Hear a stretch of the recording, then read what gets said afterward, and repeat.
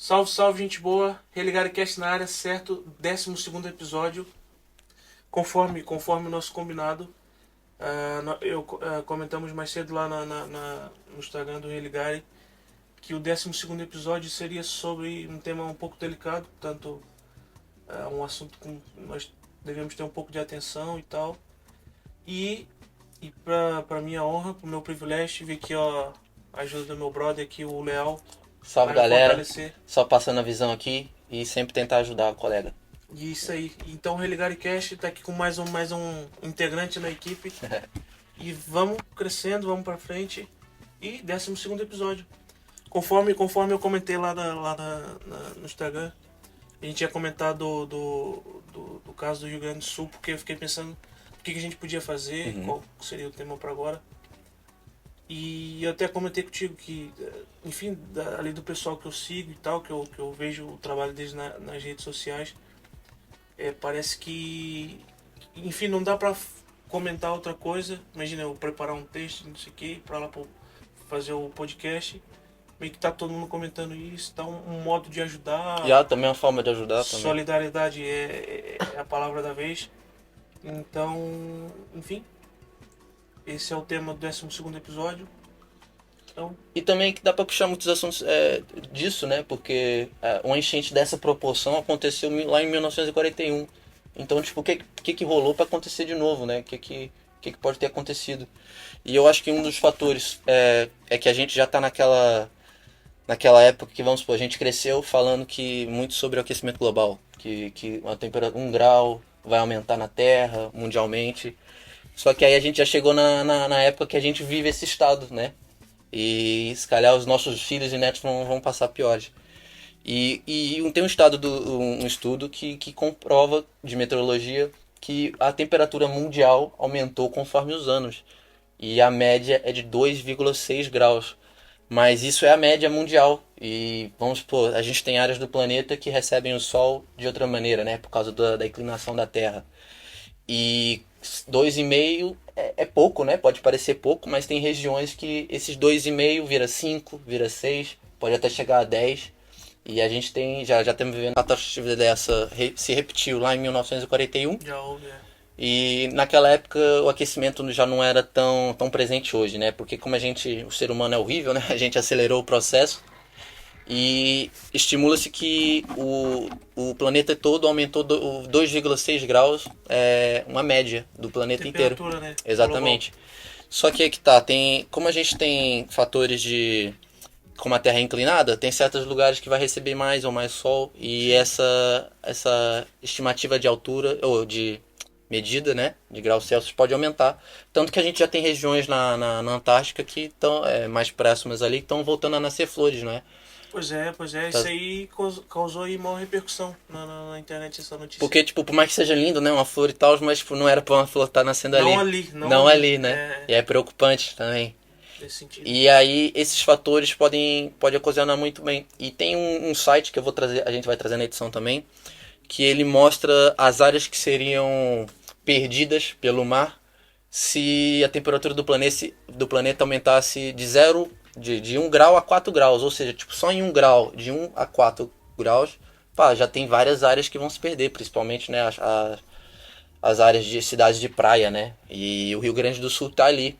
E com esse gráfico a gente consegue ali ter uma noção se esse aumento só de 4 ou 2 graus nessa faixa etária, a gente já consegue ver no gráfico o tanto de área que a gente perderia pela água. E no Rio Grande do Sul, justamente, algumas das cidades mais afetadas estão a 10 metros acima do mar. Pois é. E isso é muito pouco, né? E tem regiões acima de 100, e é diferente, porque lá tem uma região muito montanhosa, né? Tem cidades que estão a 1.000 metros do mar, outras que estão a 500, mas as mais afetadas estão abaixo, ou abaixo não, mas Bem próximo do nível sim. do mar. Isso é estranho, porque o Salu, ele é do Rio de Janeiro, uma região diferente. E eu sou de Brasília. E Brasília tá a 1.100 metros acima do mar. Então a gente não quer ter esse problema. E já no Rio, a gente já até trocou essa ideia, já no Rio é o contrário, porque o Rio de Janeiro é uma zona pantanosa. Então a cidade do Rio de Janeiro é construída sobre um pântano. A geografia, a topografia original, enfim, a mais antiga do Rio de Janeiro, é um pântano. Então o Rio de Janeiro é um pântano a céu aberto. Então, os aterros, etc., os morros também são, em grande parte, a maioria deles são aterros. Então, é um espaço propício enfim, ao desastre A de degradação ao enchentes, longo do tempo, não é? de desabamento, deslizamento de terra e tal, de enchente também. Evidentemente, tudo isso condensado com um problema social, né? Um problema econômico, que é pessoas que, enfim, não têm condição, ou o Estado não provê o mínimo básico para que a pessoa tenha a capacidade de construir numa zona segura e etc., com os devidos recursos. Enfim, mas esse é o caso do Rio de Janeiro. O caso do Rio Grande do Sul enfim, é muito delicado, é muito complexo também. Por quê? Porque foi até o que eu comentei contigo também, que ia ser a minha função aqui, que é o Religare-cast, certo? É um podcast que a gente conversa muito sobre história, teologia, religião e tal, filosofia, enfim, assuntos assim de humanidade que a gente conversa. E no meu caso, que eu faço, que é história e religião, então meio que a minha função seria mais trazer esse lado, essa conversa para esse lado. Eu só vou puxar, tipo, sobre a questão de como as cidades são planejadas. E dá pra encaixar o exemplo de Brasília.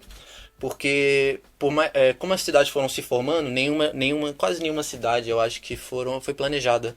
Pois é, desenvolvimento urbano. Aí acontece isso, porque Brasília ela foi uma cidade planejada. Ou seja, fizeram um estudo ideográfico da área, de como se aquela terra seria propícia àquele tipo de construção. E devido ao processo histórico do Brasil e outras coisas, isso não aconteceu em várias cidades, né? Em diversas. Eu acho que a Rio Grande do Sul é uma delas, inclusive, eu acho. Não foi planejado, porque exatamente... eu não sei se é o caso do Rio de Janeiro, que a terra é pantanosa, ou seja, ela tende a ceder. Exatamente. E, enfim, não é propícia para habitação. Pode até ser propícia, né? Mas você tem que fazer um tratamento. Com a devida estrutura. E esse é o problema. Em muitos casos dessas construções não tem estrutura, não tem uma espécie de preparo. Sim, estrutura, um preparo estrutural, enfim, para lidar com isso ou mais outras coisas. Do desenvolvimento urbano. Que em muitos casos em grandes cidades é desenfreado. O pessoal vai construindo de qualquer maneira, aqui e acolá e tal, casa em cima de casa. Tipo, você constrói e depois você fiscaliza. Fiscaliza, né? Exatamente. A gente não fiscaliza. Isso é um problema que não é do Rio Grande do Sul, não é do Rio de Janeiro. Infelizmente é um problema nacional, que é isso, você constrói. E depois com o que dá, com o dinheiro que tiver, com os recursos que tiver. Depois é que o Estado vai lá ver qual que é a situação, se embarga a obra ou se não. É escritura, não é? Da casa? Quando você pega tudo no seu nome, o nome é escritura. É a escritura da casa. Do terreno, no caso. Do terreno, né? No Brasil é depois. A construção. Exatamente. E aí gera essas coisas. E puxando pro lado, né, tipo, da história, que a gente já falou aqui de como esses fatos de construções acontecem, né? Fatores históricos.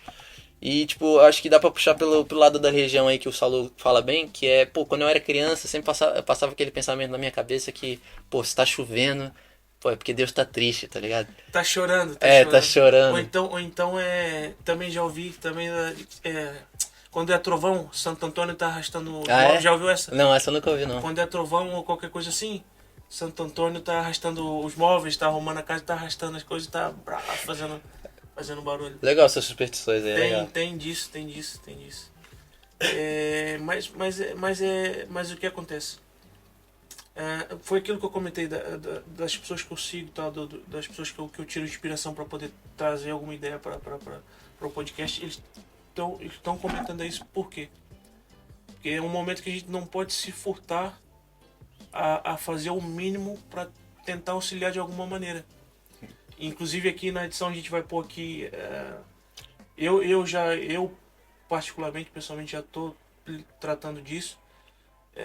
Imagino que o Rafael também. Trazer informações para as pessoas poderem ajudar, né? Isso, e aqui depois aqui na edição a gente vai ter aqui endereço para doação, etc.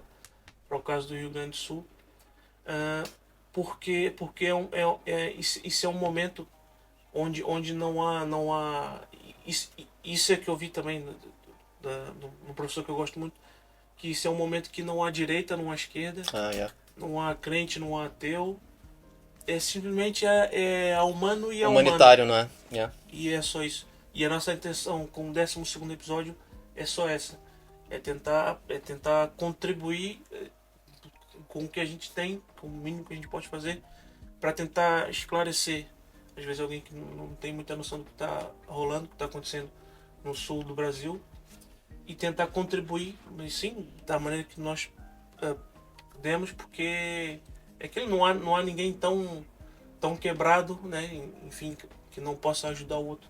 Porque a gente é aquilo, né? Aquela ideia de que a gente quer mudar o mundo, a gente quer fazer tudo da hora, quer fazer vários projetos, vários sonhos, várias coisas, mas a gente não dá a mão para quem está do nosso lado. É isso, eu acho que tem um pensamento que eu gosto muito, que é, se você quer mudar o mundo, começa pela sua rua. É claro. Começa pela sua rua. Claro. E aí? E eu trago o meu próprio pensamento sobre isso, que antigamente eu pensava dessa forma, poxa, o cara qualquer pessoa que tá ali prestando uma caridade ou ajudando, vamos supor, a pessoa vai ajudar não sei quantas pessoas, ou vou até usar o caso aqui do Rio Grande do Sul, uma pessoa que vai doar não sei quantos pro Rio Grande do Sul. E a pessoa grava, mostra, e tipo, eu considerava isso como se fosse elas querendo se exibir que ela tá fazendo uma coisa legal.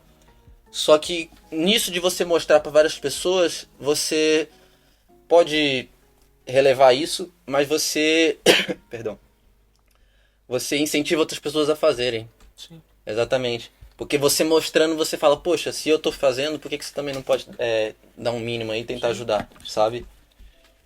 E é legal trazer esse pensamento, porque antigamente eu pensava assim, sabe? Eu ficava, pô, a pessoa que mostra que tá fazendo solidariedade, ela só quer, tipo, se mostrar, mas não. Só dela fazer isso, ela tá mostrando para outras pessoas e pode até incentivar outras pessoas. Sim, prova disso é o fato de que eu comentei que eu tava procurando, pesquisando tema, coisa pra gente conversar no 12º episódio e tal, mas que é aquilo, mas que, enfim, vendo o que tá rolando, vendo o que tá acontecendo, é aquilo, eu me senti quase que comovido enfim, tem que ser isso, a gente tem que falar sobre isso, enfim, não tem como escapar. Até porque também tem um comentário que eu já falei em outros episódios, que é uma máxima em história, que é de um historiador, eu acho que todo episódio eu acho que eu falo o nome desse cara, que é o Marc Bloch, que é um historiador francês, que tem uma máxima, que é assim, um homem se parece mais com seu tempo do que com seus próprios pais. Um homem, e claro, o homem enquanto espécie, sim, óbvio, não tem nada a ver com como indivíduo, né, com da sexo, sociedade. como um indivíduo, como uma espécie humana, o homem se parece mais com seus pais, com o seu tempo, do que com seus próprios pais. De maneira que nós, eu e você, a nossa conversa, a nossa cabeça, o que a gente imagina, o que a gente conversa, evidentemente é fruto do nosso tempo, é fruto da nossa volta. Então, uma vez nós sendo fruto do tempo, fruto da nossa volta, enfim, Rio Grande do Sul, nossos irmãos que estão lá, e uma coisa que e hoje vocês não vão dormir, né? Hoje o episódio não vai dar sono, porque hoje eu tô acompanhado do meu Guarda Leal, então hoje vocês Estamos mais animados. Vocês não vão pegar no sono. A minha prima mandou uma questão pra gente lá no Religaricast, Então, que era o seguinte, assim, eu vou tentar fazer uma introdução mais ou menos, que vai linkar um pouco com isso. Ela fez assim uma introdução que vai lidar com teologia, que era o seguinte, assim, se no céu tudo é perfeito, como é que é uma rebelião de um anjo que inveja a Deus e vira luz, vira expulso, mas se lá tudo é perfeito. que a princípio não há motivos, né? A promessa é que todos nós vamos para lá e tudo é perfeito e tal. Pô, mas se é perfeito, como é que o anjo sente inveja e é expulso? E ela fez esse comentário e tal. Essa pergunta me traz, tipo assim, sim. porque tem gente que vai falar, poxa, mas se Deus sabe de tudo, sabe da história, ele sabia que o anjo ia se rebelar. E por que criou, por que permitiu e tal. Então, por que eu tô fazendo esse comentário? Porque essa foi uma pergunta que a minha prima Patrine Caldeira, ela mandou essa questão pra minha mãe no off. Minha mãe me falou assim, pô, a tua prima viu lá na pergunta lá do Religare, ela queria perguntar tal coisa, ela ficou sem jeito e tal. Aí mandou pra minha mãe passou pra mim, e eu respondi no off pra ela. A gente respondeu numa chamada de vídeo e tal. E por que essa pergunta não é uma pergunta assim absurdo, é uma pergunta comum. Uhum. E esse tipo de questão não é absurdo, não é pecado, É um, não é um tabu. é um questionamento que você tende a ter, né?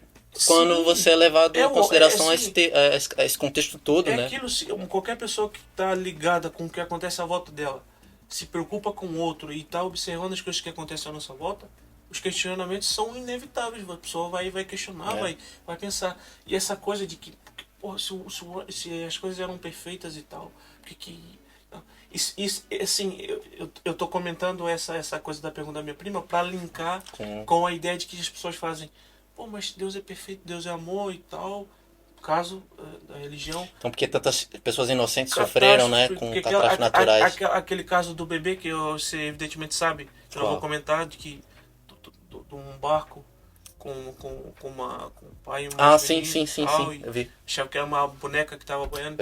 Enfim, não vou entrar detalhe nisso. O porquê disso? Por que isso acontece? Certo? E para início de conversa, eu acho que é necessário a gente imaginar, tanto do ponto de vista filosófico quanto do ponto de vista religioso, de que não é errado questionar, não é errado a gente dizer, pô, mas por que, velho? Por que isso? O que fizeram para merecer? E daí, será que alguém fez alguma coisa para merecer isso? Uhum. Será que é um castigo? Será que Jesus está chorando e desceu esse aguaceiro todo e tal? Então, evidentemente não. Você fez a abertura de maneira brilhante, fez o comentário da temperatura, aquecimento global. Então, a gente tem uma explicação lógica para isso. Uhum. Tem uma explicação física, meteorológica para isso, científica para tudo que está acontecendo. Então, a catástrofe no sul do Brasil, no Rio Grande do Sul, não é um evento mirabolante que a gente se questiona sem fazer ideia do porquê choveu o que choveu. A gente pensa se ele é arquitetado, né? Se ele é planejado. Não. Cientificamente falando, nós temos resposta para todas as questões. A temperatura global, declínio da temperatura global, o aumento do nível do mar, etc. e tal. Depois, tá acontecendo, depois a construção em zonas ribeiras e tal, zonas ali próximas a leito dos rios e tal. Então tem uma gama de explicação científica para esses assuntos. E no caso do Religare Cast, que a gente comenta religião, etc., surgem os questionamentos de viés filosófico e de viés teológico, no caso religioso, que é o porquê disso. Será que alguém fez alguma coisa para merecer isso e tal? E linkando com aquela coisa que eu falei da minha prima do exemplo, tem um exemplo muito bonito que está no Salmo 91, até tomei nota, está aqui. O Salmo 91, que é um livro do texto bíblico, evidentemente, que vai falar mais ou menos dessa coisa de que Deus, no caso Deus, o Deus da Bíblia, promete uma proteção, promete um alívio, um refrigério, etc. Mas não é bem isso que a gente vê. Por exemplo, quando a gente olha para o sul do Brasil, não é isso que a gente vê. Então, que promessa é essa? Será que a promessa está mal feita? Ou não cumpriu com o acordo? Que promessa é essa? Ou então, até que ponto vai ter uma calamidade ou alguma coisa ruim que seja necessário realmente que Cristo venha ou Deus venha intervir? Então a teologia contemporânea, baseado nos principais nomes da teologia contemporânea, tal, qual que é a visão da teologia sobre essa ideia do porquê da catástrofe, do porquê do sofrer humano? O que um bebê fez para merecer estar boiando ali a ser confundido com uma boneca e tal no navio? O que um bebê fez para merecer isso? Então, o que acontece? Do ponto de vista da teologia, nós temos um estado em que, no caso, Deus cria as coisas, certo? Cria, no caso, um estado primeiro cria os anjos, cria tudo, mas a categoria de anjo é uma categoria que está acima de nós humanos e abaixo do Deus. Então é uma categoria intermediária entre nós e aquilo que é Deus. Portanto, essa categoria gozava muito mais do que nós gozamos em termos de possibilidade, mas também gozava de coisas que nós gozamos, inclusive o livre-arbítrio. Então, é isso que eu ia dizer. Eu acho que, não sei, tipo, dependendo do ponto da teologia, Mas pensou que às vezes que você, lendo a Bíblia alguns termos, eu acho que os anjos não tinham livre-arbítrio. Eles só, tipo, seguem as ordens e executam. Só que é que tá. Se eles não tinham livre-arbítrio, e o porquê da rebelião de Lúcifer, né? Fica meio difícil.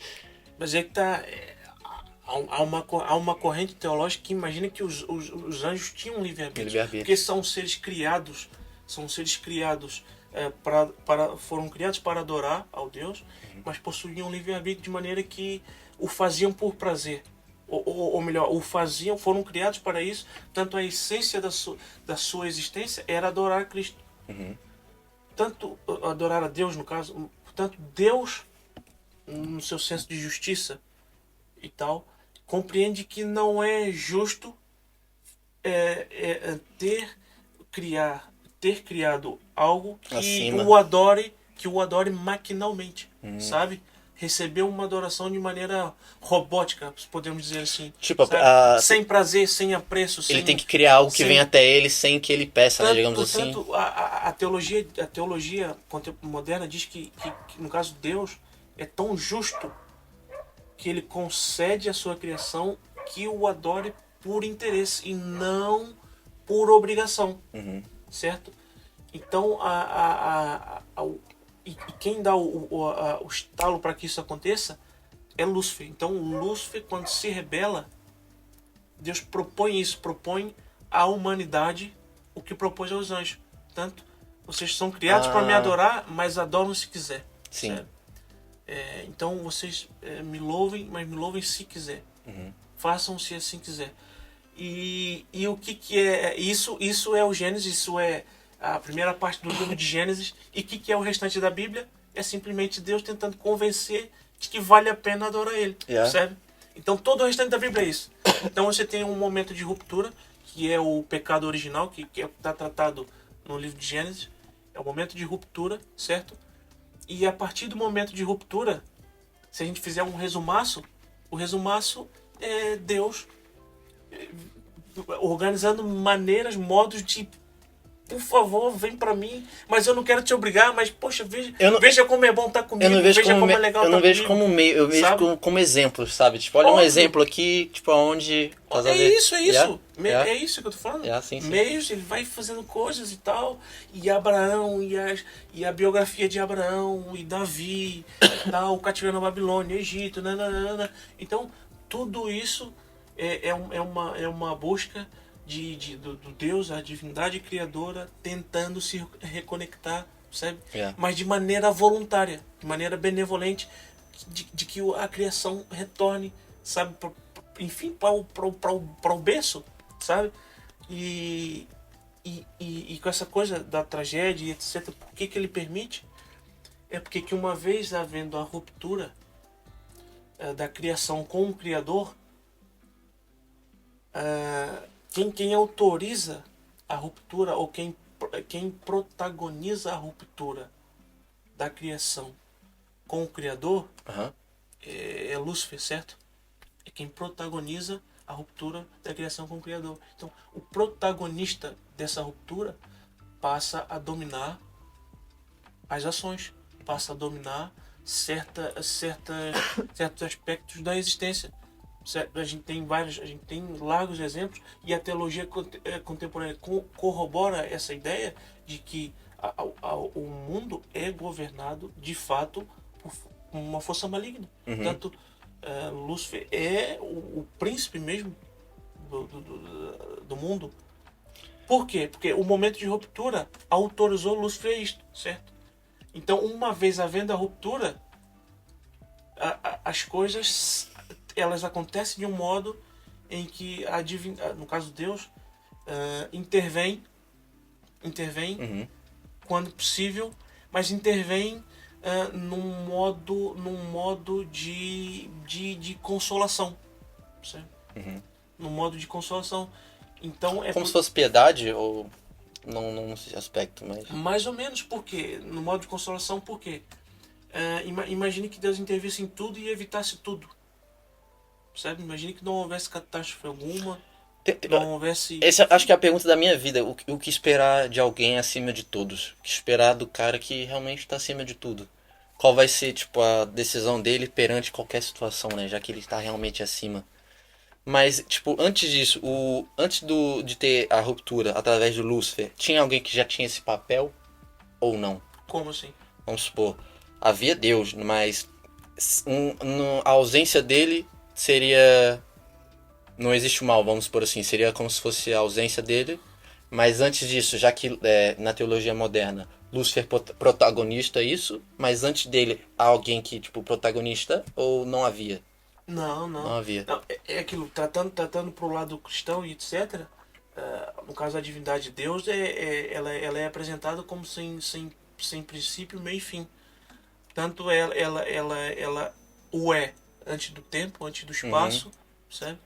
Então, ela existe em si mesma desde sempre, saquei. sabe? Yeah. Então a coisa, como assim, os primeiros capítulos Aham. da história começa quando ele cria os seres para serem os seus adoradores, daí a rebelião e etc. E Aham. depois tudo que advém que a gente já conhece. Mas aquilo retornando para o caso do Rio Grande do Sul Uhum. e os questionamentos porquê disso, quem é que merece isso, por que acontece isso e tal. Eu também gostei de ouvir num professor que eu gosto muito, que é o Rodrigo Silva, que eu já comentei também hoje. Uhum. Tá, inclusive sou aluno dele, Ah, legal, legal. sim. Ele comentou, ele fez um comentário no sentido de que, se você, vamos supor, um caso que uma pessoa, sei lá, um ex-viciado em droga. Uhum. O cara, foi durante muito tempo viciado em droga. Hoje ele venceu o vício, certo? E hoje ajuda pessoas a também vencer o vício, Yeah. certo? Então, de repente, para aquela pessoa ter um momento delicado ali com as drogas, ter um momento de dependência com as drogas, foi um momento muito difícil na vida dela, mas de repente aquele momento foi um momento chave da vida Pra dela, ela se provar, em né? que ela foi provada, foi transformada, e ela venceu aquele problema, e a partir de ter vencido esse problema, ela virou um canal para ajudar outras Outras centenas de pessoas. pessoas a vencer o problema com drogas. Então, isso é uma espécie de analogia para a gente trazer à luz, por exemplo, da catástrofe no sul do Brasil, de que, de repente, nós todos que, enfim, conversamos sobre as coisas, etc., Yeah. falamos sobre solidariedade, sobre tudo, de repente a gente tem nas mãos um momento chave De se provar. de se provar, sabe? E eu e você, que a gente tá em casa e fica desesperado porque, sei lá, vai vir a conta tal, dia tal, o pagamento ainda não caiu, você já não dorme direito, Não é nada comparado. entendeu? E de Yeah. repente, sei lá, de repente Sua tem aí preocupação maior o é iPhone água. 15, você foi lá passar o cartão só dá pra comprar o 14, não compra o 15 e tal, você já tá todo chateado, não consegue dormir. Ou então, no meu caso, você faz um trabalho para a universidade, a professora aqui vai um desabafo, você faz um trabalho 3 vezes e tira uma nota ruim no mesmo trabalho 3 vezes, você fica sem dormir, já come mal, fica com Não a sabe o que cabeça toda fazer, né? azoretada, sabe? Com problemas fúteis da nossa vida. De repente a gente tem um momento chave de nos provar, de vencer aquilo que a gente acha que é dificuldade na nossa vida, sabe? Yeah. A gente vencer, superar aquilo que a gente acha que é um problema e ter a oportunidade e o privilégio de poder estender a mão para que, enfim, para Yeah. que a gente pode Com ajudar, vulnerável, uma pessoa que tá sabe? vulnerável. E deixar de lado ou vencer aquilo que a gente acha que é problema na nossa vida, sabe? E tem empatia, né? Vamos supor, as nossas maiores preocupações aqui com o Saulo Luiz muitas vezes são pagar contas, ou vamos supor na faculdade, ou trabalho, qualquer coisa relacionada. E imagina que de repente sua maior preocupação, mano, é que sua casa tá cheia d'água, tá até o teto. E aí o que você faz? Pô, não é mais pagar as contas, né? É restabelecer ou tentar salvar seus parentes, cachorros, animais, né? Que você perdeu muita coisa. E fora que é ainda pior nesse caso, porque são coisas que você demora anos pra conseguir e do nada são tiradas, tá ligado? Pela força da mãe natureza. E trazendo de novo aqui, eu queria um comentário. Que eu acho que eu vou ler, eu deixei aqui separado. Deixa eu ver que se eu vejo a parte. ah, deixa eu ver. Eu acho que-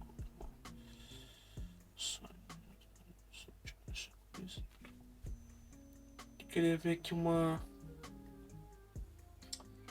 poxa. Uma citação, alguma coisa. Era a citação do comentário que é o seguinte: o porquê que isso acontece. Outra vez com aquela ideia de por que isso acontece, o que fizeram para merecer aquilo e tal. E o que é teologia? Eu digo sempre teologia. Se você reparar, sempre a gente conversa até nos outros episódios. Eu comento, teologia diz isso, teologia diz aquilo. Que às vezes eu comento com esses termos que é para não ficar muito caricato, de ficar assim muito apegado nele.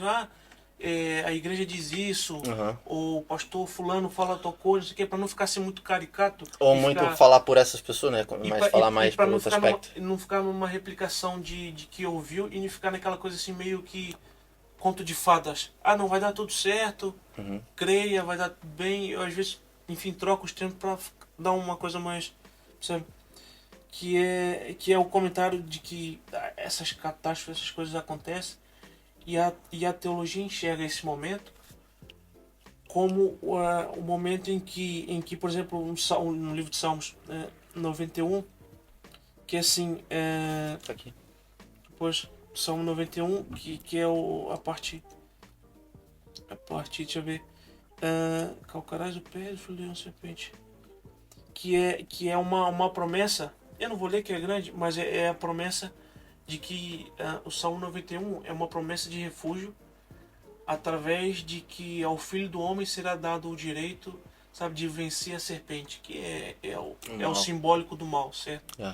Mas a gente pensa assim, mas como é que o Filho do Homem vence o mal se o mal está enchendo o sul do Brasil de água e está na Palestina fazendo o que faz, e teve na Ucrânia, está na Ucrânia fazendo o que faz com a Rússia, que deixou de passar no noticiário.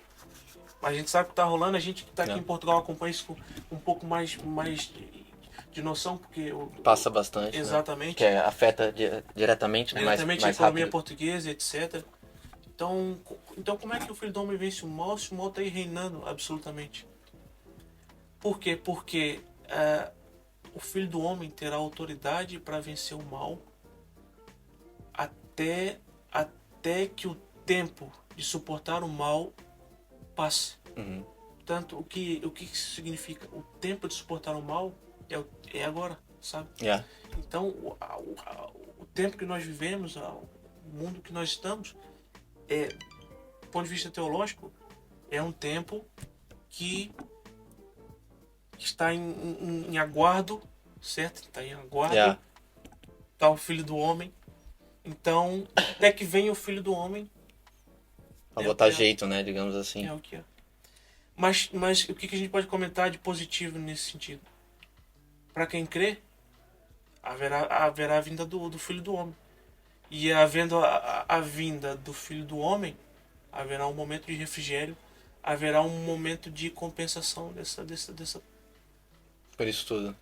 Desses momentos todos. Então, o que a gente pode comentar, talvez o que eu vou comentar de positivo, talvez seja isso.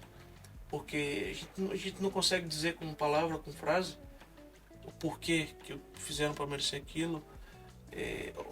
Ou se ainda existe isso, que isso é uma coisa do Antigo Testamento. Ou se existe um porquê deles merecerem, exato, né? Porque isso é coisa do Antigo Testamento, que tem essa coisa de que o filho está com problema porque o pai pecou, não sei o que. Isso é uma coisa ultrapassada do Antigo.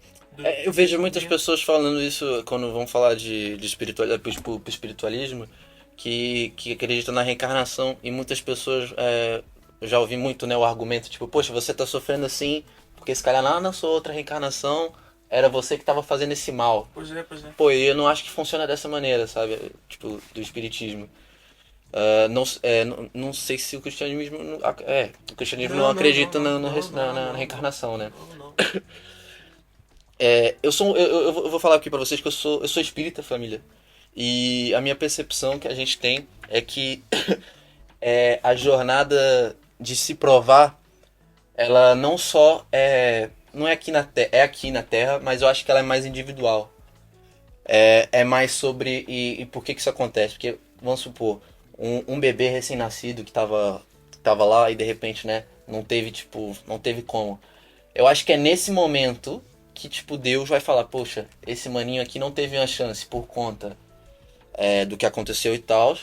E por isso que eu vou reintroduzir ele, digamos assim, no mundo novamente através da reencarnação. Mas, se calhar eu brisei agora, né? Fui pra um tema mó longe, Não, né? não, Não não, é sei. isso, mano, é isso mesmo. É isso mesmo. Mas eu vejo que esse momento de viver viver um momento da ferida da serpente, eu acho que ele acontece mais como individual, como cada individual. Não sei, mano. Não sei se eu me expressei bem. Não sei. Não, Viajei. no sentido de que esse momento de suportar a dor é individual. Isso você quer dizer, Não, então a picada, no caso aqui a analogia da picada de é porque, serpente. vamos supor, no cristianismo você vem uma vez, né? E vamos supor que um bebê perdeu a vida nessa catástrofe. Ele será que tipo, diretamente Deus intervém e fala, poxa, esse não teve a menor chance e por isso já vai estar aqui comigo no meu reino, sabe? Ou será que ele, poxa, agora ele não conseguiu, daqui a um pouquinho de novo, se calhar a gente consegue de novo.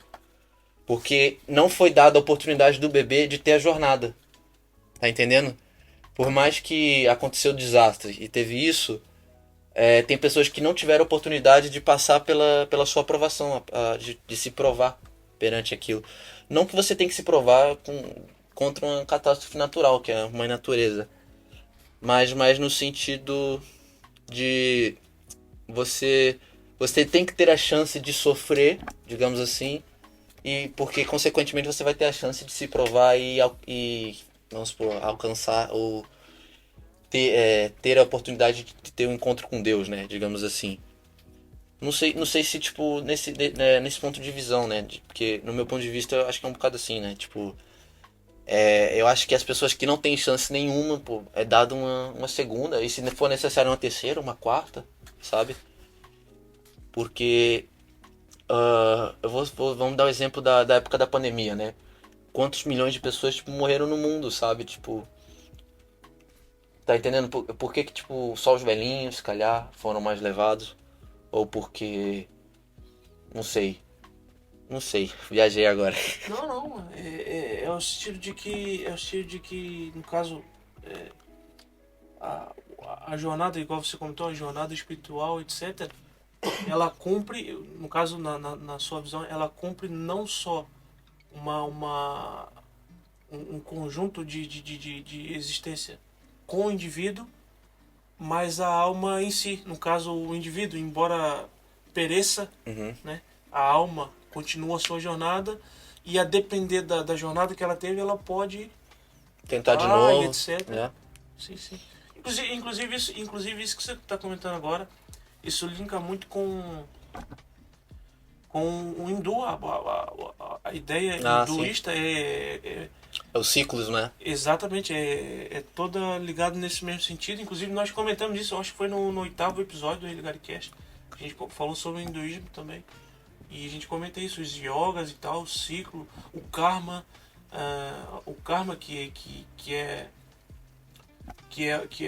a ideia que é a fase perfeita, que é quando, depois tem agora um termo que eu não vou me recordar, que é quando a alma atinge a sua existência perfeita com o indivíduo e ela retorna para o Brahman, que Uhum. na- No na- hinduísmo. no hinduísmo é a entidade criadora de tudo, né? Que também é sem princípio, meio e fim, ela cria É. tudo que é vivo parte Tá dela. desde o começo e desde Então, o fim. quando a alma volta para o Brahman, é o estado perfeito. Agora eu não vou me recordar o termo específico em hindu, mas é o estado perfeito Digamos, da existência tipo, a jornada foi pro cumprida, hinduísmo, tá no máximo, e né? ela volta. Então a alma voltar para o Brahman é a perfeição da existência, que é Saquei. quando quando o hindu volta para o Brahman, é o estado perfeito da existência. No caso do espiritismo, penso que é a mesma coisa.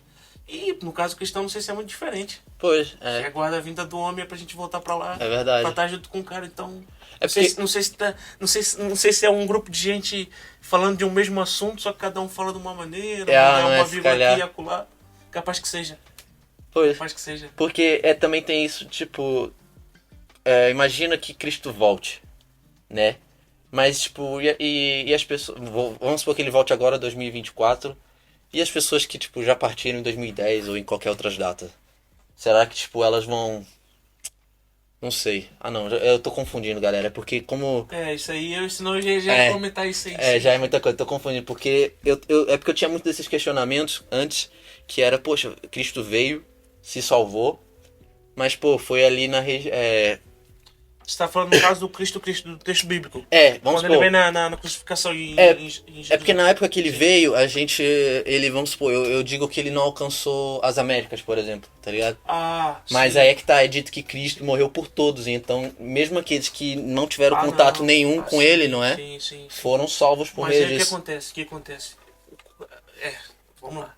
O que acontece com o cristianismo? O cristianismo, na teologia, é que Cristo, a vinda de um Cristo humano, é a personificação de Deus, certo? Então, Cristo é o mesmo que Deus, certo? Mas é a sua personificação, é a personificação da divindade. E a vinda de Cristo é com que propósito? É para reformar uma lei, reformar um preceito, de reconectar, de religar, fazendo um pouquinho aqui por religar, de se religar com aquele ponto de ruptura. Lembra que a gente comentou ainda há pouco, ponto de ruptura? Uhum. Como Lúcio, o protagonista, Yeah. etc. Então, tendo esse ponto de ruptura, certo? Abre margem. A divindade quer se reconectar com a sua criação. E ele faz isso através de uma série de eventos, momentos na história, como Abraão, Davi, etc, com Moisés. Moisés vai ser o cara que vai estruturar. Então, essa tentativa de contato de Deus com a humanidade se dará de vários modos através dos séculos, certo?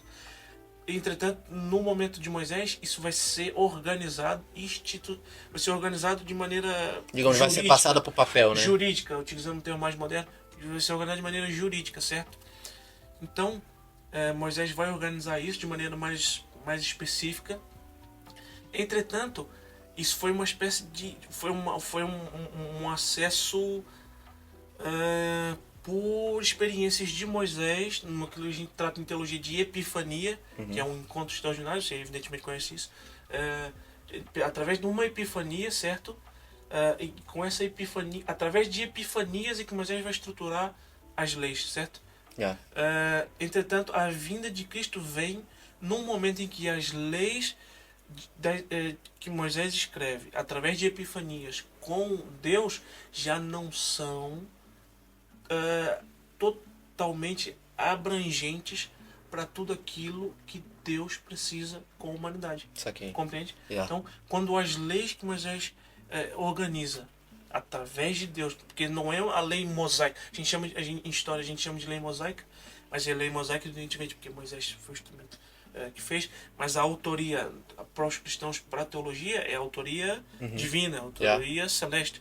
Então, num momento em que a gente está falando do final da Idade do Bronze para diante, certo? Então é uma sociedade arcaica. Então as leis são arcaicas, muita gente, enfim, são arcaicas. Não são, tinha são Constituição, passadas. não tinha Constituição, né? Não tinha Constituição, tinha direitos humanos, não tinha os direitos iluministas conquistados na Revolução As Francesa. leis eram ditadas por reis, né? Evidentemente. Então Cristo vem para suprir as entrelinhas da lei mosaica, compreende? Yeah. Então o papel de Cristo não é ele em si ter contato com todos da humanidade. E você falou, por que não acessou as Américas e tal? Porque então por que ele não começou por lá, né? a vinda de Cristo não tem nada a ver de ele acessar o mundo e tal. Ele vem para reformular a mensagem, porque a mensagem de passar para as Américas isso aqui é de quem é cristão, percebe? Ele deixará esse legado, percebe? Ele não vem para passar a mensagem para todos. Ele vem deixar o legado, porque aqui retomando eu não recordo agora se eu acho, não sei se é o Paul Johnson, que é um historiador, acho que inglês, acho que é um historiador inglês, o Paul Johnson, que ele, num livro sobre a história do judaísmo, tem uma parte que ele vai lá comentar de que Cristo, eu até comentei isso também no episódio que a gente falou sobre o cristianismo, Cristo não disse quem era, Cristo, no caso quando veio, Cristo não disse quem era, mas fez-se quem era. Então a vinda de Cristo é deixar um legado. Tanto é que muito das coisas que ele fez e etc, ele dizia para não contar percebe? Muitos dos milagres que ele fazia, o texto bíblico diz que ele pedia para guardar segredo, etc. Porque ele veio apenas ter a postura de filho do homem, etc. E o seu legado é que falaria por ele. Como fala que a gente fala dele até hoje. Sim. Como é que um cara há 2000 anos passa... E ainda é como fala, falado, e né? se fala ainda no cara. Yeah. E outros brigam, não sei o que, ateu existiu, não existiu, não. Independente de qualquer coisa e tal. Mas como é que um cara é tão importante, praticou feitos tão extraordinários que é falado até hoje, percebe? Alguma coisa há. Para o bem ou para o mal, se é mentira ou se não, se é uma mentira... Teve alguém ali que, é uma mentira muito bem inventada, muito bem organizada, mas fato é, o cara foi um sujeito extraordinário e construiu um legado que sobrevive a mais de 2 milênios, cara. Então, é para se ter atenção, certo? Então, é só resumindo aqui, que a gente não devia nem ter entrado nisso. Sim, foi muito longe. Mas o podcast tem que ser mesmo, tá da hora, mano, é isso mesmo. E então, só pra gente resumir o comentário que você fez de Cristo nas Américas e tal, é porque o propósito da vinda de Cristo é o legado, percebe? É o legado. O papel dele não é vir e ele entregar a mensagem a todos. Tanto é que ele escolhe 12, que é para organizar ali, tá em volta dele. Ele anunciou para os lugares, as cidades à volta dele, no momento que ele esteve ali no ministério. Mas o propósito dele foi reformular a lei mosaica, certo? Abranger com maior competência a lei mosaica e deixar o legado, meu amigo. E o legado fala por si só, percebe? É mais do que a pregação, é mais do que o falatório, é mais do que dar tapa na mesa, fazer pirueta e tal. Então o legado é que é a chave, o legado é que é importante. É você ser, inclusive é uma prova de que você ser é mais importante do que parecer. Tanto... Enfim, resumindo isso, porque a gente nem devia foi ter muito longe, né? isso. Mas isso é ótimo. Então vamos aqui para encaminhar por fim, né, mano? Pois, porque como é um assunto que, digamos assim, não dá para tirar muito do aspecto do Religare Cast, né? Do tema central. Fica mais como um episódio especial, eu diria. Um episódio especial. É isso. E contextualização. Porque, mano, são fatos a serem levados que a gente fica repensando sempre que acontece uma coisa dessa, eu acho. Sempre que acontece, é tipo assim, pô, aconteceu com fulano, mas pô, o que impede de acontecer com você, tá ligado? Ou com a gente, com alguém que tá próximo. E sempre abre margem para esse tipo de pensamento. E claro, dá pra ligar bastante com isso também. Eu tinha uma coisa pra falar, mas eu acabei esquecendo, que era justamente sobre isso, né? Eu dei um branco agora. Mas se eu lembrar, a gente volta e grava. Irmão, não vai ter problema, porque pro próximo episódio, já que adiantando, o 13º episódio, evidentemente eu, Saulo Júnior, claro, e aqui o Leal vai estar comigo pro próximo, certo? Vamos estar lá. A menos que você não queira. Não, eu quero estar, pô. Vai estar com ainda a gente. mais num estúdio mais da hora, né? Que o nosso aqui é improvisado. Vai ter uma terceira pessoa e agora aqui pra finalizar, eu quero fazer mesmo um agradecimento, porque só para vocês ficarem inteirados na situação, assim, de maneira básica, evidentemente já repararam que acho que do 9º episódio pra frente, a gente tá fazendo o 12º, eu tenho feito os episódios sozinho, porque o podcast foi feito por mim e por meu colega Moisés Moza. Nós criamos o podcast, inclusive quem me conhece, quem é mais meu amigo pessoal, sabe que eu não sou nada fã de câmera, não sou nada fã de me expor na internet, que pode ir lá ver no meu Instagram. Em 10 anos que eu tenho Instagram, tem 5, 6 fotos. Então, pra mim, podcast, falar e tal, assim, foi um desafio muito grande, que eu só topei através do meu colega que me convenceu a criar o podcast, certo? E, infelizmente, por motivos de trabalho, etc., ele precisou deixar o podcast. E eu me vi, e o Religare Cast teve um triz de ser cancelado, de terminar. Por esse motivo, porque, enfim, eu só topei fazer porque tinha uma companhia que me ajudava a ir pra frente da câmera, porque etc. Você fica incentivado, né, quando tem uma pessoa ali. E nisso que eu me vi sozinho e tal, mas depois eu lembrei do professor Clóvis de Barro, que é um filósofo brasileiro que eu gosto muito, que ele comenta que pra trás nem pra pegar impulso. Pra trás nem pra pegar impulso. Então, se a gente criou o podcast é porque tinha que ser, se foi assim, foi o que foi. E eu sei que vocês dormiram aí nos últimos, Porque se a gente criou podcast tá acontecendo, vai acontecer, sabe? E eu gravei sozinho como deu. É.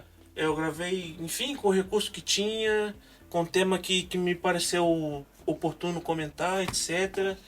E eu quero agradecer aqui o Leal de ter dado um gás, outro combustível, e o Religare-cast voltar e o cara se ofereceu, tem aqui um setup extraordinário. É porque vocês não estão vendo aqui em volta. É o que a gente montou, né, família? Mas aqui o setup que tá organizado aqui na casa do Leal, que tá profissa mesmo, você não tem noção. Do equipamento, microfone, tudo dele, e ele ofereceu para ajudar e tal. Então eu quero fazer um agradecimento ao Leal, obrigado por aderir ao Religare-cast e não deixar que o Religare-cast terminasse de maneira voluntária. Muito obrigado de coração, mano. Valeu. Eu que agradeço também, Obrigado. sou grato pelo Saulo também, mano. Tá sempre aberto as portas para poder ajudar. Porque aquela coisa, é uma área que eu particularmente não... É que nem o Saulo falou, não tenho familiaridade com a câmera, né? Aquela coisa de se expor muito e tal, não é pra mim também. Mas, pô, quando você vê um amigo, um aliado precisando de ajuda, você também se bota ali pra correr, sabe? Aí, pô, já é uma área que eu queria entrar, que eu já queria tentar. Aí eu vejo como uma maneira, tipo, de conciliar os dois. A gente consegue se ajudar e aprender juntos. E eu vou usar uma referência aqui que nem do nosso queridíssimo Rubem Amorim, do Sporting. Foi campeão agora. Porque assim que começar um projeto novo, se calhar você vai, quem vai acompanhar desde o começo vai ver como ele vai ser estruturado. Porque a gente já trouxe o formato estúdio, o Saulo, né, trouxe o formato estúdio, o formato de ir nos lugares fora, um formato sozinho. E agora a gente tá fazendo isso pela primeira vez. Vamos ver como é que é. E tipo, acho que a melhora só vai melhorar. A gente vai aprendendo com nossos erros. Sim. E o que o Rubem Amorim falou, que é que assim que ele foi contratado no Sporting, perguntavam muito, né, se ia dar errado e tal. Eu vou deixar a mesma... Vou terminar aqui, né, com a mesma frase do Rubem Amorim. E se der certo? Tá ligado? É isso aí, já deu, mano. E se der certo, tá ligado? Já deu. É sobre isso, tá entendendo? Formou, irmão. É isso aí. Então, gente boa. Eu espero que vocês gostem tudo. E vamos ver, tá ligado? É isso aí. Obrigado por tudo, Religare-cast 12º. E até a próxima que o Léo vai estar com a gente. Vamos estar lá também. Até o próximo. Valeu, é nóis. Valeu.